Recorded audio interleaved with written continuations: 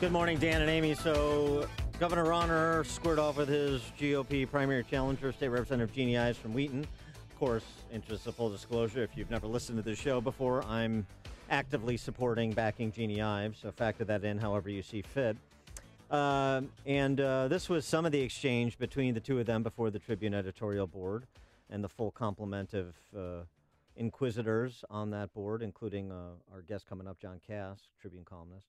Jeannie Ives, first Bruce Rauner. Bruce Rauner responding to Bruce Dold's question about what happened from all the promise upon which you were elected in 2014 to be this economic liberty-oriented reform governor to National Review, leading conservative publication, terming you the worst Republican governor in the country. And I think you'll understand why National Review did it when you hear this answer. What happened either in your administration or in the Republican Party that National Review would declare you the worst Republican governor in the U.S. and you would draw a conservative primary challenge? The issues of Illinois are the issues of corruption of Mike Madigan and his cronies. These are all political distractions.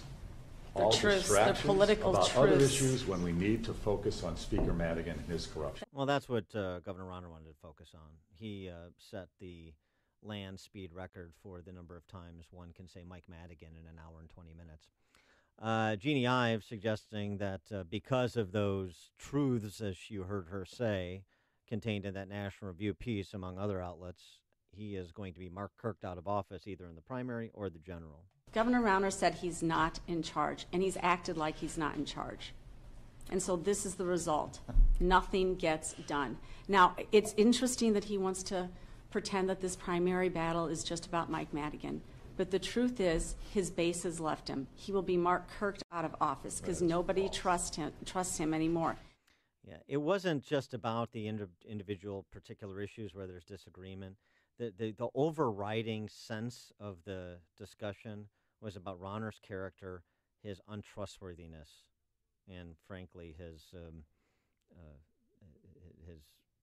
leading from behind. Right. Did he finally come clean and admit that he's a Democrat? He did not. I have an announcement to make. I'm making a change. That would have been a moment, but no, that moment didn't come. John Kass, his review, surprisingly not dissimilar to Eric Zorn's, and they couldn't be more different in terms of their political philosophy. John Kass writing, Ives crushes Rauner in Tribune governor debate, and now we're pleased to be joined by a man, all of his Twitter followers, volunteers. He didn't pay for Twitter volunteers. followers. He is Chicago Tribune columnist John Kass. John, thanks for being with us. Appreciate it. Good morning, guys. How are you? Good morning. You write in your column this morning, he, meaning Rauner, just couldn't quite come to grips with the whipping, and he won't debate her again because she crushed it, and she crushed him, and it wasn't pretty. Explain yourself, Mr. Kass. Well, it was like Daenerys Stormborn coming over the horizon on the dragon. Of course, a Game of Thrones reference. Yes. Yeah, I had to, okay? And that's, Jane Stormborn. Why not? But it was devastating for the governor. He doesn't want this to be a campaign. He doesn't want the gubernatorial primary on the Republican side to be anything. And what happened was Jeannie Ives made it a campaign. She basically game on. She changed the dynamic, at least in the perception business, and now it's a campaign, and that's not good for Bruce Rauner. He was, I think, at somewhat of a disadvantage in that I don't think he really wanted to go after her, and she's the challenger facing an incumbent who has an uneven record with the base, if at best, right? I mean, sanctuary cities, House Bill 40, paying where taxpayers pay for abortion on demand. That's not. That's the reason why there's a challenge. If he had not decided to blow his foot off he might not have a challenge, but there it is, and there we are right now. What impressed you most about Jeannie Ives? I mean, it sounds like she held her own, but did she sell you on possibly voting for her? I'm not. I haven't made the determination yet, and unlike Dan, I'm not full, 100% in on Jean Ives. But I'll tell you this: she did make it a campaign, and that's what he didn't want to see happen. She was extremely direct. She was forceful without being strident, strong without being overly aggressive. She was just forthright. You saw it for yourself. I mean, so did the Tribune editorial board. If I were Governor Rauner, I mean, now he's got a choice. Does he engage her? Can he afford not to engage her? And if he does engage her, how's he going to react to her next time? I don't think he'll be within 10 miles of her for the rest of the campaign. And the other point that you made in your column is something that Rauner has wanted to characterize Ives and people who disagree with him. Well, they're just social conservatives. They're singular issue type voters, and correct. And that's not the case. And I think what you saw on display yesterday for an hour and 20 minutes was that Jeannie Ives is a textured, three-dimensional human being with a lot of policy expertise in a lot of areas who, oh, by the way, in addition to all of that, is a social conservative. Yeah, I thought that was one of the goals that she had going into this debate, to impress upon editorial board members, and particularly anyone watching, that she's not, the crazed social conservative that they try to paint her as. And she accomplished that extremely well. I thought that, three things, right? She had to prove that she's not dancing around the fire, screaming wildly. She had to show that she works with others, across party lines. She had to demonstrate a high degree of competence and leadership, which she did. And then after the debate, the big news, another big news, Dick Uihlein dropped $500,000 on her campaign with more to come. So she became instantly credible and viable. Did Governor Rauner look or appear to be nervous or concerned to you during that hour-and-a-half debate? Yeah, I think he was concerned with Jean Ives. I mean, I don't think he knew how, give him his due, all right? A man, particularly a guy who's like well over 6 feet tall, coming, poking down on a woman in that setting might, he might have been thinking, oh, can I do this? Can I go after her hard or not? And I think there was some befuddlement there. And I think with good reason, because, I mean, that's part of the dynamic of debates. But that said, she acquitted herself extremely well.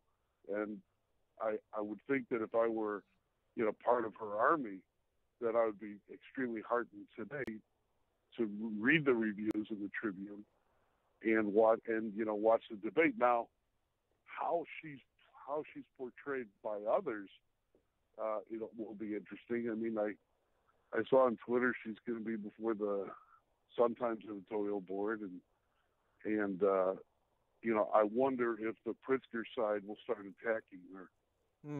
Well, it's something I thought was sort of a telling moment of the discussion yesterday before the Tribune editorial board, and everybody could watch it because it was live stream, but it's also, if you go to chicagotribune.com, you can still watch it. And I would encourage you to do so. I encourage everyone to click on my column repeatedly. Yes. I will not pay you.